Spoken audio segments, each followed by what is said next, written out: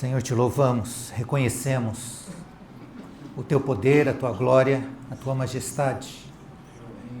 Nos dobramos diante de ti nessa manhã e pedimos que o Senhor venha nos abençoar. O Senhor venha nos atingir, venha falar aos nossos corações. Trazer, Senhor, a cada um de nós aquilo que precisamos e aquilo, Senhor, que tu queres no teu coração nessa manhã. Faça, Senhor, a tua vontade, hoje, aqui neste lugar, nessa terra, como é feita no céu, Senhor. Em teu nome pedimos. Amém.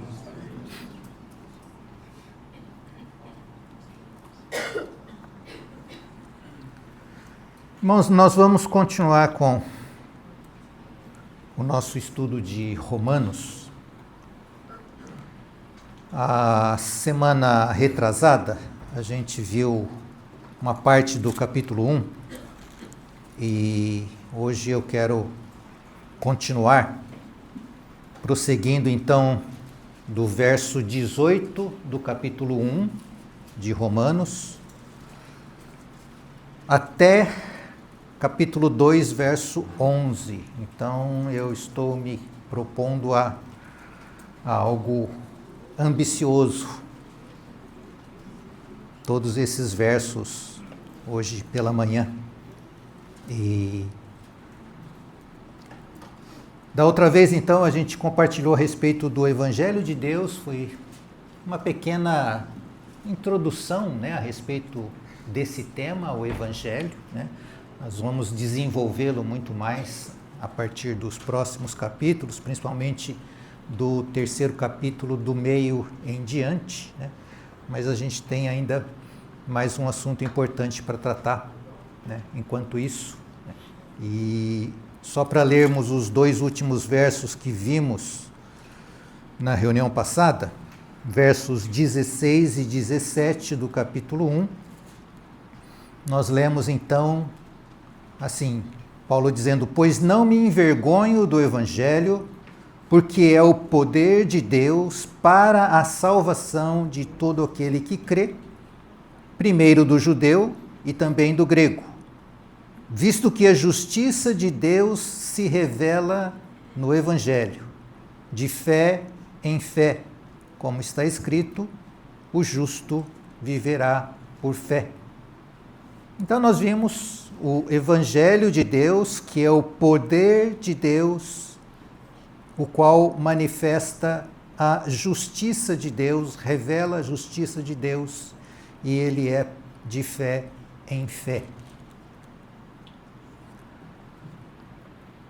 No dia de hoje, então, a gente vai para o verso 18 em diante, e para a gente considerar um pouco esse texto, então, do 1,18 até o 2,11, eu queria propor uma metáfora para todos nós nessa manhã,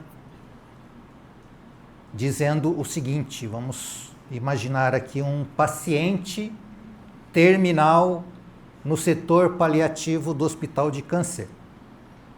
Ou seja, é um paciente que está sem mais nenhuma esperança humana disponível. Então ele está doente, né? E a gente vai dividir esse trecho em três etapas, né? Primeira etapa indo do verso 18 até o 23, que eu estou dando um nome então, né, pensando nessa metáfora, né? A doença e sua origem, né? Versos 18 ao 23. Depois do 24 até o final do capítulo 1, verso 32, né? Do 24 ao 32, que eu estou denominando aqui então de sintomas. A gente tem doença, doença tem sintoma, né? E a última parte então, capítulo 2, do verso 1 até o 11, que eu estou aqui denominando então a consequência final, que é o juízo de Deus, ok? Então, dentro dessa metáfora, né, E o título, então, da mensagem de hoje não é muito gostoso, não é muito bonito, mas ele é necessário. Né? Então, o título é Doença, Ira e Juízo. Bem sério, né? Mas é o que a palavra vai nos falar.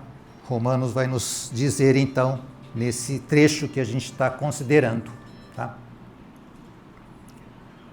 Muitas doenças, irmãos, né? Talvez a maioria delas, elas têm no início, né? Elas se instalam, elas têm um processo, né? E o começo do processo normalmente é imperceptível. Ela chega e a gente nem nota, né? Então, começa despercebido, né? A gente não nota, e depois de um tempo é que os primeiros sintomas se manifestam, e quando é uma doença grave, ela vai tomando conta do nosso corpo, e geralmente, quando é uma doença grave, como essa que a gente está falando agora, depois de um tempo, o paciente vem a óbito. Né? Então, é isso que a gente vai estar falando um pouquinho, né? E vamos já então iniciar a partir do verso 18, né? Que vai nos dizer então um pouquinho dessa experiência que eu estou denominando então essa primeira parte da doença e a sua origem, ok? Nos versos 16 e 17, que a gente já leu, né, que foi a reunião passada, nós estamos falando de doença, mas na reunião passada a gente já viu a cura. A cura veio antes da doença. Isso é proposital, porque Deus já preparou a cura antes da manifestação da doença. Então é por isso que Paulo ele começa falando do Evangelho e depois ele apresenta o problema. Né? Aquele problema já tinha solução, né? Mas agora a gente vai ver qual é esse problema, qual é a doença. Então o verso 18 ele começa dizendo o seguinte: a ira de Deus se revela do céu contra toda impiedade e perversão dos homens que detêm, que impedem a verdade pela injustiça. Ele já começa pesado, falando da ira de Deus que se revela. Nos versos anteriores, nós vimos que a justiça de Deus se revela no Evangelho. Agora, a ira de Deus, ela se revela do céu contra toda impiedade e injustiça. Né? Dá para a gente ver termos aqui que são totalmente opostos um do outro. Né? Então, a ira de Deus se revela do céu contra o quê? Impiedade, contrastando com fé que nós vimos no verso 17. Né? O Evangelho, pela fé. Agora, a ira de Deus vem contra a impiedade, né? Toda impiedade e injustiça. Duas palavrinhas importantes aqui agora nesse primeiro versículo.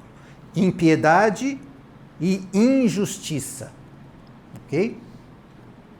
Então, como eu disse que esse trecho aqui a gente vai falar da doença, qual é a doença então? A doença, ela é a rebelião de Deus, a rebelião dos homens contra Deus, tomando o caminho da impiedade e da injustiça. Vamos ler o verso 18, o 19 e o 20, então. Né? Nós lemos a ira de Deus no verso 18, aí o 19 e o 20 dizem: porquanto o que de Deus se pode conhecer é manifesto entre eles, entre os homens, porque Deus lhes manifestou. Porque os atributos invisíveis de Deus, assim o seu eterno poder, como também a sua própria divindade, claramente se reconhecem desde o princípio do mundo, sendo percebidos por meio das coisas que foram criadas. Tais homens são, por isso, indesculpáveis. Então Deus está dizendo aqui que aquilo que se conhece a respeito de Deus, ou a revelação de Deus, é plenamente, ou ela é percebível através das obras de Deus. E ele fala que claramente elas são percebidas. E quando o homem não adora a Deus na qualidade de Deus, de Criador, né, isso é um sinal da sua impiedade e isso vai causar a manifestação de injustiça, né? Então, o homem, ele tem uma doença que é uma rebelião contra aquele que é o seu próprio Criador. Então, essa é a doença, né? Rebelião dos homens contra Deus, que se manifestou de forma muito clara através principalmente das coisas que foram criadas, né? Foram outras grandes evidências, mas pelo menos lá no início, né, a gente vê isso. Essa doença, então, como que ela se desenvolveu? Vocês se lembram que eu falei que a doença ela começa devagarzinho, né? Ela começa imperceptível. E nós vamos ver, então, o irmão Thomas já falou um pouquinho disso no domingo passado, né?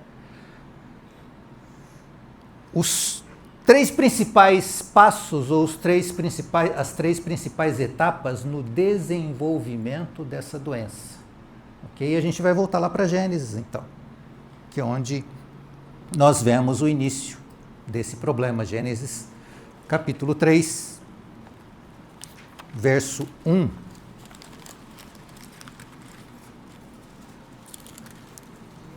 Texto conhecido nosso, mas é só para a gente ler, né?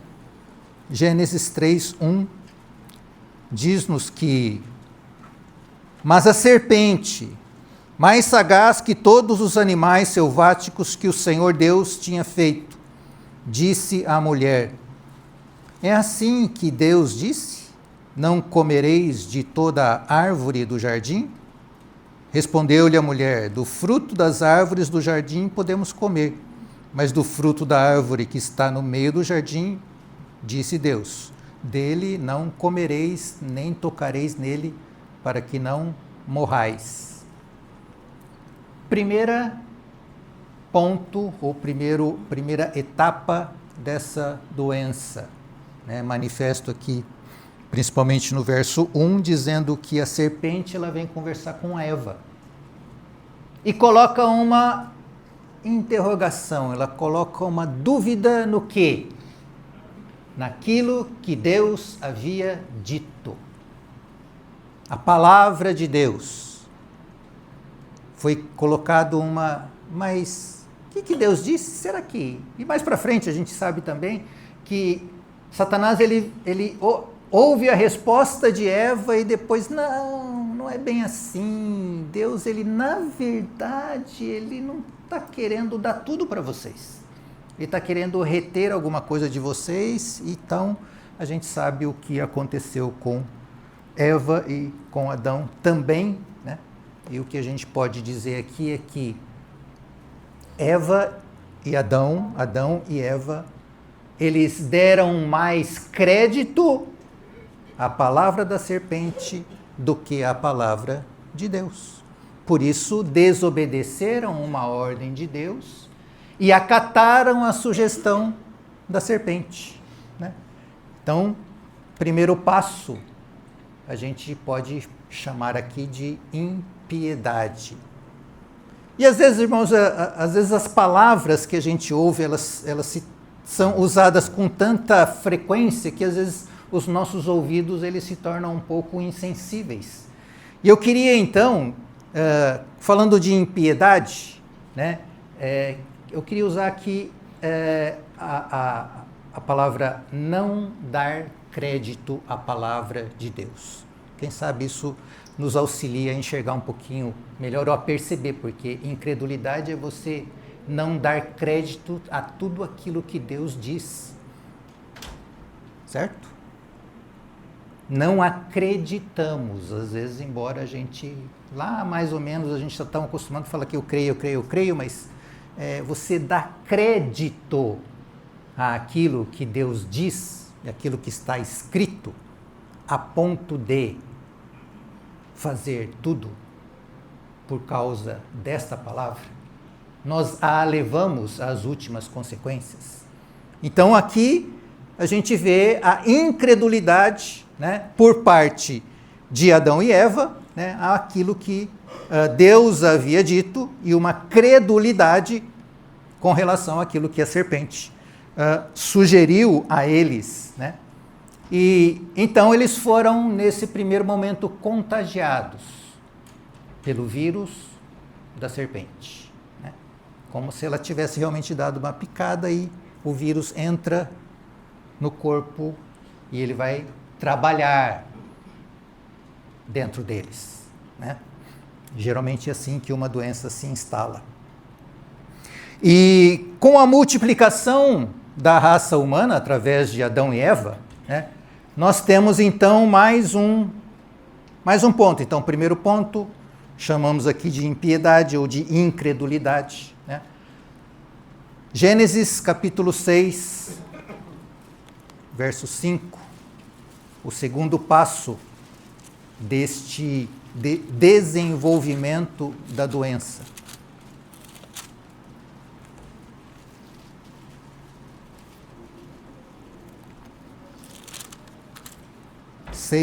Gênesis 6, a partir do 5. E já haviam se passado muitos anos, né, desde que então Adão e Eva foram expulsos do jardim do Éden. E aqui tem o seguinte: viu o Senhor que a maldade do homem se havia multiplicado na terra, e que era continuamente mal todo o desígnio do seu coração. Então se arrependeu o Senhor de ter feito o homem na terra, e isso lhe pesou no coração. Disse o Senhor: farei desaparecer da face da terra o homem que criei, o homem e o animal, os répteis e as aves dos céus, porque me arrependo de os haver feito. Que terrível é esse texto.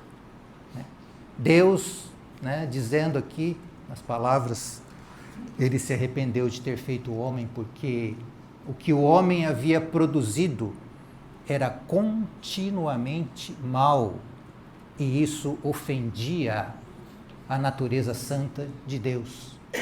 E Deus olha para isso e ele fala: eu vou destruir o homem. E veio então o dilúvio, que a gente também sabe, né? E Deus, então, ele traz já esse julgamento sobre toda a humanidade, com exceção de Noé e a sua família. Graças a Deus, né? Ele não exterminou com a humanidade, mas ele julgou toda aquela geração. Por quê? Porque a incredulidade deu à luz a injustiça, né? Lá o final do verso 5 fala: era continuamente mal todo o desígnio do seu coração. O homem se tornou deste jeito, e Deus então vem e exerce o seu julgamento, né, sobre a humanidade naquela época. Então, isso foi o dilúvio. Esse é o segundo ponto, então. Primeiro, impiedade. Segundo, injustiça nos seus pensamentos e nos seus propósitos. Tudo o que o homem fazia naquela época era os seus pensamentos e os propósitos do seu coração eram continuamente maus. Notem que a impiedade e a injustiça foram semeadas na mente. Ela começa aqui no pensamento, depois elas descem ao coração, germinam no coração e se manifestam depois na forma como nós agimos. Processo tomando conta da nossa mente, mudando os nossos conceitos, trazendo os conceitos não de Deus, mas os conceitos da serpente, tomam conta do nosso coração, e dessa forma nós passamos a agir de uma forma que é coerente com os nossos pensamentos e com as nossas intenções ou propósitos, né? Então os frutos, eles começam a aparecer. E o terceiro e, digamos, último estágio aqui do desenvolvimento da doença, Gênesis capítulo 11, verso 5 também, porque mesmo com Noé e a sua família terem sobrevivido ao dilúvio, né, e Deus ter, de uma certa forma, recomeçado, né, a povoar a terra a partir da família de Noé, né, isso depois também de muito tempo, né, a humanidade continuou indo no caminho do desvio de Deus, né? E aqui no capítulo 11, nós temos então o relato da Torre de Babel, versos 5 em diante, né? Os homens lá se reuniram em Babel e construíram lá uma torre. Verso 5, então, do capítulo 11 de Gênesis. Então desceu o Senhor para ver a cidade e a torre que os filhos dos homens edificavam. E o Senhor disse: Eis que o povo é um, e todos têm a mesma linguagem. Isso é apenas o começo. Agora não haverá restrição para tudo o que intentam fazer. E ali então a gente sabe que Deus confundiu as línguas daquelas pessoas, dos homens e espalhou-os, né, por várias partes. E aqui nós temos então Babel. Babel é muito simbólico, irmãos, porque através de Babel o homem ele estava fazendo uma declaração. Primeiro construindo uma cidade. Cidade não é uma invenção de Deus. Cidade é uma criação humana, porque ele, sem Deus, ele se vê suscetível, ele se vê desprotegido, e ele então inventa uma maneira de proteger-se a si mesmo através da construção de cidades, né? Geralmente as cidades lá daquela época eram todas muradas, né? Cidade é um símbolo de proteção. O homem também aprendeu a desenvolver armas, né? Aprendeu a desenvolver instrumentos musicais para que ele mesmo se alegrasse. Então, o homem, na verdade, nesse momento, ele diz para Deus: nós não precisamos de você. Nós damos conta de nós. Nós seremos os autores da nossa vida e do nosso futuro. Não precisamos de Deus. Temos uma cidade e vamos fazer uma torre para exaltar o nosso nome, e nós vamos atingir o céu pelo nosso próprio braço. Não preciso de Deus para ir para o céu. Nós fazemos. E parece, irmãos, que cidade e torre vem sendo reproduzido ano após ano, né? A ponto de nós chegarmos, hoje nós temos o quê? Cidades.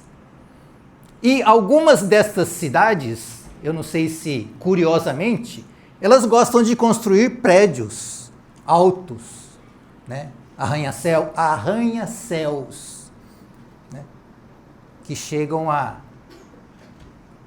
Acho que já, não sei se construído, mas construído nós já temos um, né, que beira a 1 quilômetro de altura, né?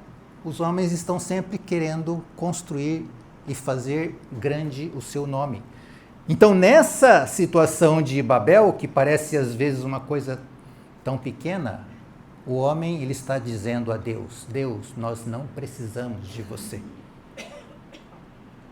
A humanidade abandona Deus. E é isso que Paulo fala lá no capítulo,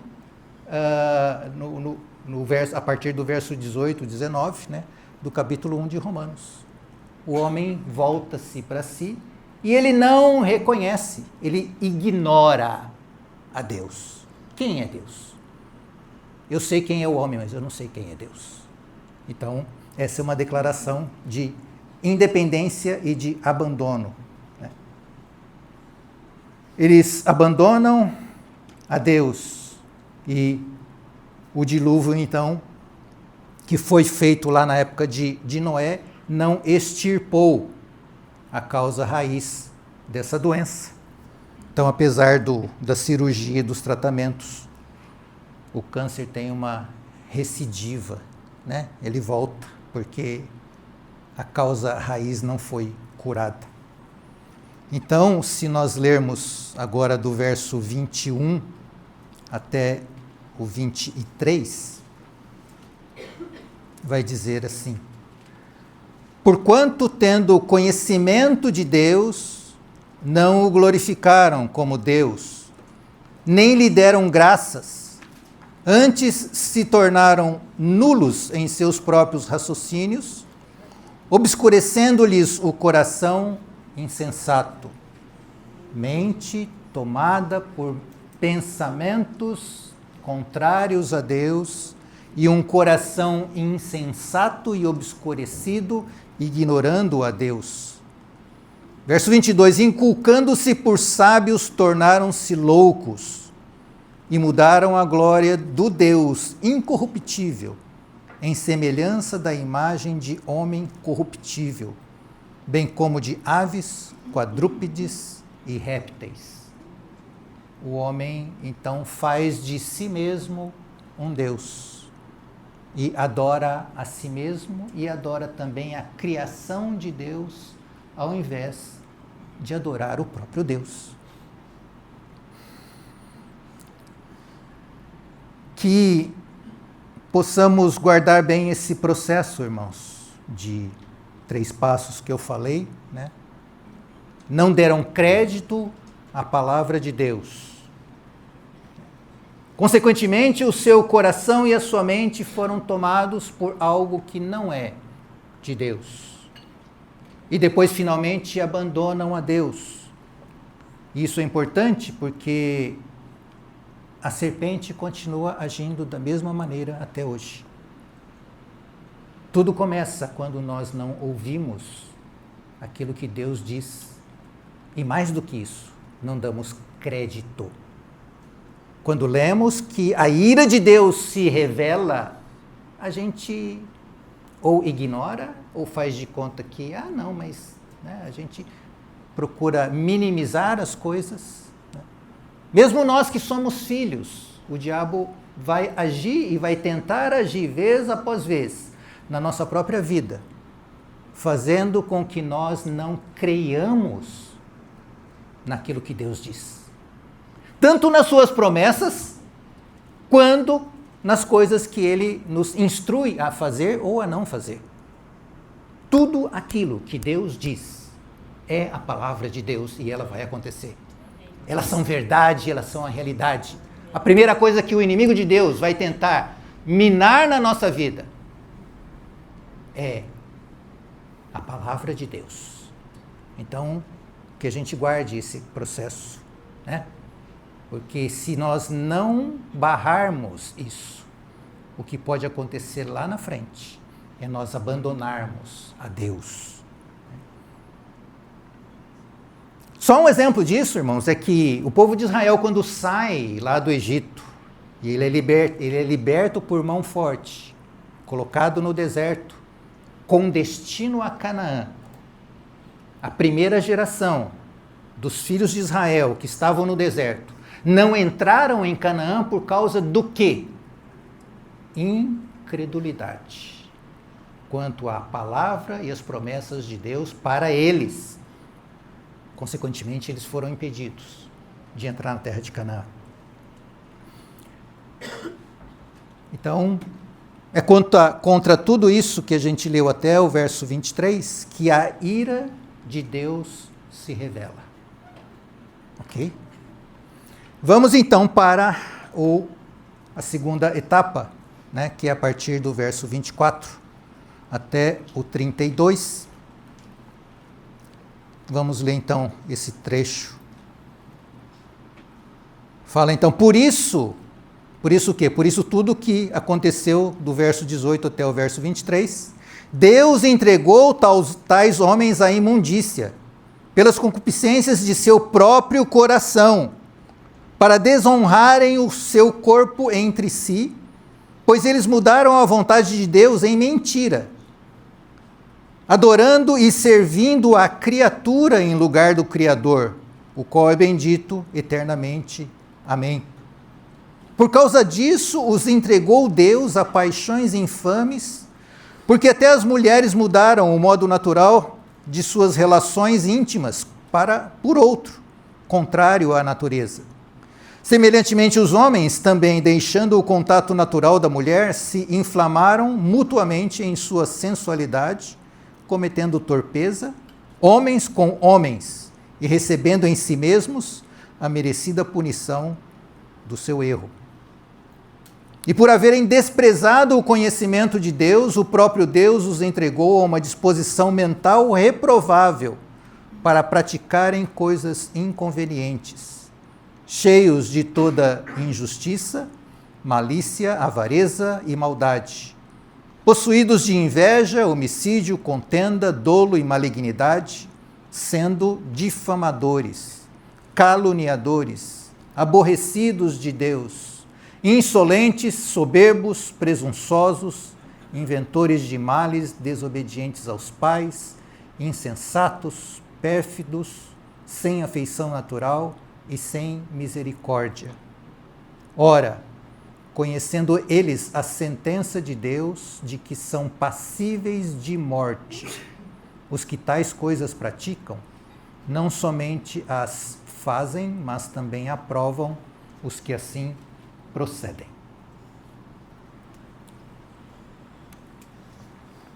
Que retrato terrível. E como nós vimos no caso lá da Torre de Babel, falando que o homem abandonou a Deus, aqui nesse texto que a gente leu, por 3 vezes, Deus fala que Deus os entregou. Então, no verso 24, né? Por isso Deus entregou tais homens. Depois no 26, por causa disso os entregou Deus a paixões infames. E no 28, e por haverem desprezado o conhecimento de Deus, o próprio Deus os entregou. Por causa dessas reações, por causa dessa doença na humanidade, Deus entrega, né, tais homens, né, a eles mesmos. Né? É isso que está escrito. E que às vezes a gente lê e fala: meu Deus, eu não faço isso. E eu acredito que muitos de nós não façam isso, né? Ou muitas pessoas, né, mesmo que não sejam cristãs, não façam isso. Isso é uma descrição de uma humanidade doente. Se a gente observar nesse texto aqui, ou nesse pedaço que nós lemos, o pronome que é utilizado aqui é plural, segunda pessoa do plural, na maioria deles. Homens, né, os entregou, os homens, né? Querendo dizer que isso é uma descrição da humanidade em geral, não de pessoas individualmente. E se nós olharmos, irmãos, para a história da humanidade, eu creio que nós devemos, ou nós vamos ter que concordar com essa descrição de forma geral. Porque desde o início, às vezes, né, ou talvez um pouco mais recentemente, o homem fala que ele quer o bem, que o bem é melhor do que o mal, e que, na verdade, né, a bondade, ela é desejável por toda a humanidade, que a paz é desejável, e tantos esforços são feitos e foram feitos para que isso pudesse acontecer. Mas qual é o resultado que nós temos com todo esse período de existência da humanidade? Atualmente a gente está passando pelo que a gente está passando, né? Abílio acabou de comentar agora qual é a realidade da humanidade. A gente pode até dizer que o homem não, o homem ele quer o bem, o homem ele quer viver bem, o homem quer ser feliz, o homem quer paz, o homem quer isso, mas qual é o resultado, qual é a colheita que a gente tem colhido? Guerras, assassinatos, pessoas que roubam outras pessoas, pessoas que maltratam, adultério, homicídio, roubo. Esse tem sido o produto da civilização que o homem começou lá em Gênesis 11, dizendo: Deus, nós não queremos você. Nós damos conta. O resultado é esse que nós colhemos hoje. Esse é o quadro da humanidade. Novamente, talvez muitos vão dizer: eu não faço isso. Mas, irmãos, será que lá dentro de nós, de cada um de nós, não existe, lá no nosso coração, às vezes no nosso pensamento, coisas que são totalmente parecidas com isso que a gente vê fora? Então, hoje, né, nos nossos dias, continuamos servindo ídolos, só que com outros nomes. Muito se faz por causa de dinheiro, sexo e poder. Talvez são as 3 grandes molas mestres que movem esse mundo. Né? Por causa disso, ou para ganhar isso, muitos fazem aquilo que não deveriam fazer. Eles podem ir até contra a sua própria consciência, porque a consciência de Deus, pela misericórdia de Deus, ainda continua funcionando às vezes. Né? Em alguns que decidem racionalmente ignorar a própria consciência, ela acaba acaba morrendo dentro das pessoas. Então, hoje a nossa história não é muito diferente do que foi, talvez, no passado. Né? Se a gente pensar que homossexualidade, né, é coisa dos nossos dias, é só a gente ler um pouco da história do Império Romano. Né? Vocês vão achar isso muitas vezes. Por outro lado também, irmãos, isso não significa, né, esse quadro que nós lemos, não significa que Deus abandonou a humanidade à sua própria sorte. Graças a Deus que Deus não fez isso. Embora aqui fale que Deus entregou tais homens, né, desde a queda de Adão, Deus vem trabalhando para que essa situação seja mudada, para que essa situação seja recuperada. Então, desde quando Adão e Eva pecaram, Deus faz lá uma promessa. Então, acho que a gente sabe também que o Senhor falou: olha, o Adão e Eva, né, o teu descendente vai pisar na cabeça da serpente, e lá, desde a época de Gênesis, que o Senhor promete a vinda de Jesus Cristo. E que ele faz então, ele pega um cordeiro, imola, tira a pele dele, faz vestimenta. Então a gente vê isso também, Deus atuando ao longo de toda a história, né? Fazendo as coisas que estão de acordo com o seu propósito eterno, para que essa situação que a gente vê descrita aqui, ela possa um dia ser totalmente restaurada, e o homem criado por Deus, lá no Jardim do Éden, possa finalmente, né, desempenhar o papel pelo qual ele foi criado por Deus. Então, não significa o abandono de Deus para o homem. O homem pode abandonar a Deus, mas Deus não abandona o homem. Mais óbvio do que Deus enviar o seu próprio Filho para essa terra e passar por tudo que passou, para que esta humanidade pudesse ser resgatada, mas isso a gente vai falar mais para frente. Tá? O verso 32, então, né, do capítulo 1 de Romanos, voltando lá, ele fecha assim, né? Conhecendo eles a sentença de Deus, de que são passíveis de morte os que tais coisas praticam, não somente as fazem, mas também aprovam os que assim procedem. E isso, então, traz o resultado que aqui ele fala que são passíveis de morte, né? Isso é o que é o resultado, então, desse processo todo, dessa doença, desse desenvolvimento dela passo a passo.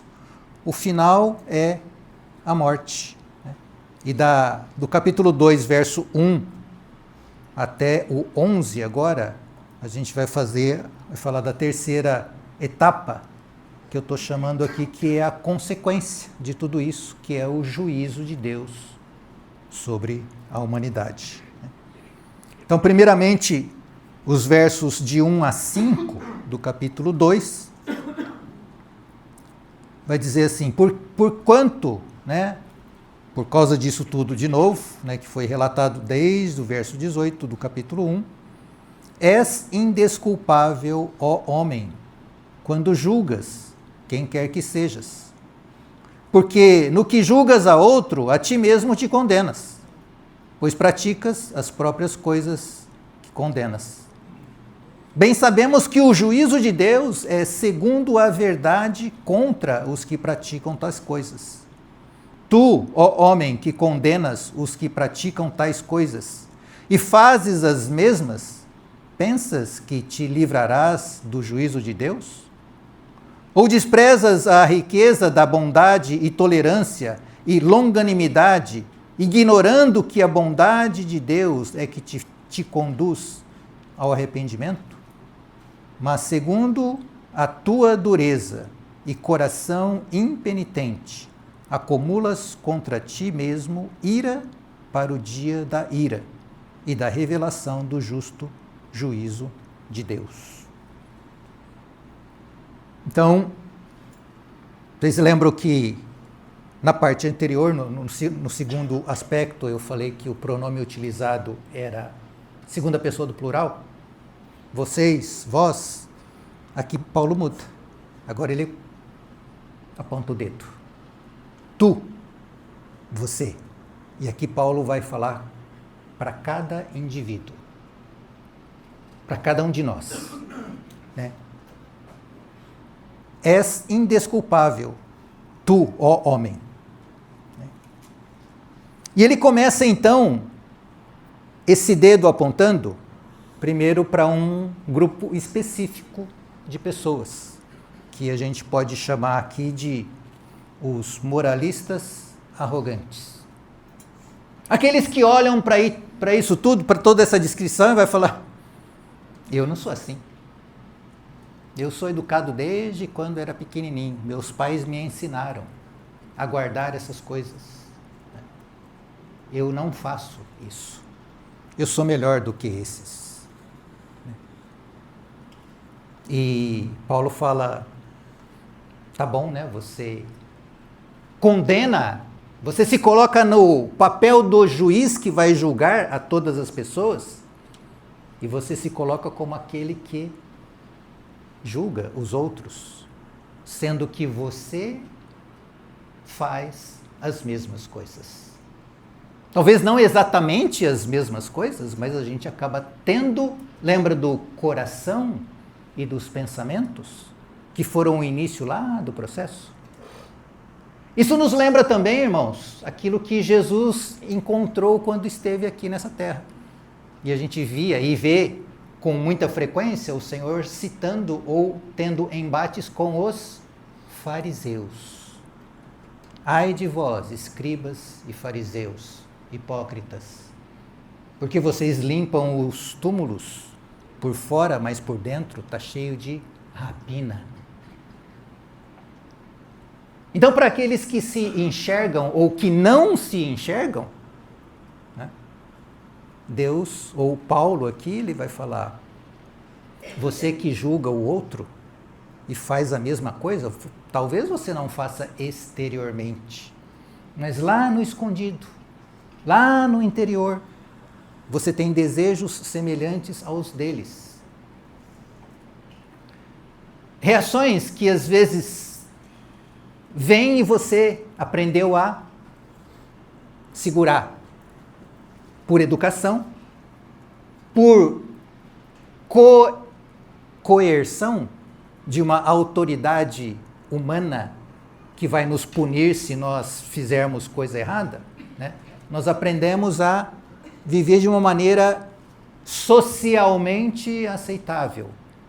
Mas aquele que vê todas as coisas, ele conhece o coração de cada um de nós.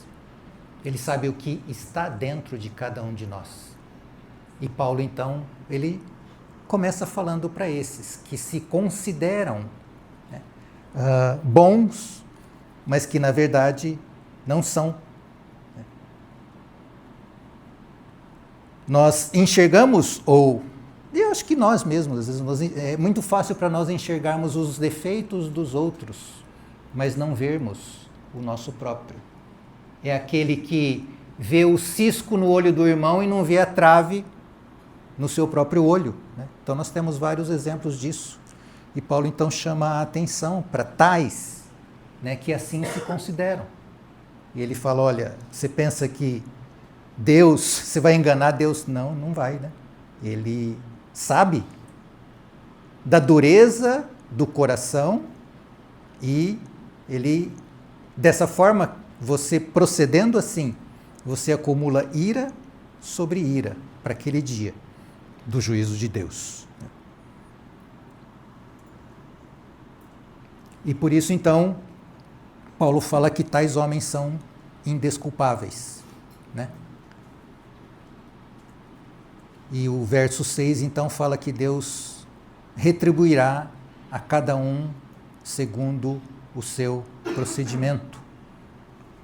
Haverá, irmãos, um juízo da parte de Deus. Juízo é algo que, mesmo os filósofos, eles não creem ou não deixam isso claro, é só dentro do judaísmo e dentro do cristianismo é que se crê que haverá um dia de prestação de contas. Mesmo entre os filósofos, isso já foi dito aqui, né, que os grandes filósofos, vamos pensar em Sócrates, vamos pensar, e eu não entendo de filosofia não, irmãos, eu só estou dando eu procurei ler alguma coisa, né? Quando a gente ouve filósofos dando palestras, e eu já ouvi alguns, e são palestras muito bacanas, né? Ensinando-nos a sermos seres humanos de verdade, a termos entesourado em nós bons princípios, né? Uma compreensão daquilo que o homem deveria ser. Mas mesmo estes que concordam com isso e ensinam isso, eventualmente, eles são pecos no contrapé. Eles caem. Dizem aí que o tal do Sêneca, né, ele pregava algumas coisas, mas teve um dia que ele foi pego lá pelos amigos dele fazendo coisa que ele condenava. Então, irmãos, o que nós não temos, então, dentro da linha filosófica e dentro da linha de outras religiões, né, que haverá um dia de juízo e de acerto de contas diante daquele que é o Criador, daquele que é o único Deus verdadeiro. E todos nós vamos comparecer diante dele neste julgamento. E é isso que está falando aqui no capítulo 2. É uma realidade da qual nós não iremos escapar. Todo ser humano que já viveu sobre essa terra vai estar diante de Deus, né?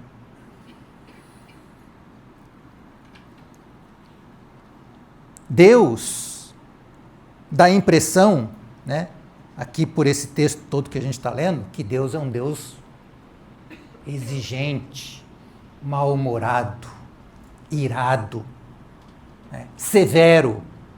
E às vezes até mesmo no meio cristão, a gente costuma às vezes ouvir dizer, não, mas o Deus do Velho Testamento é muito bravo. Eu prefiro o Deus do Novo Testamento, porque o Deus do Novo Testamento é um Deus de amor. No Testamento fala que Deus é amor, Deus é bondoso, Ele me ama, Ele me perdoa, mas o Deus do Velho Testamento, Ele mandava matar, Ele mandava exterminar povos inteiros. Eu não quero o Deus do Velho Testamento, eu quero o Deus do Novo Testamento. Mas é o mesmo Deus, irmãos. Deus, Ele expressa a sua bondade porque Ele é bom, e Ele expressa o seu amor porque Ele é amor na pessoa de Jesus Cristo. E Ele vem até nós por meio de Jesus Cristo. Embora nós não possamos esquecer de que haverá um dia de juízo. E que nesse dia nós vamos comparecer diante de Deus.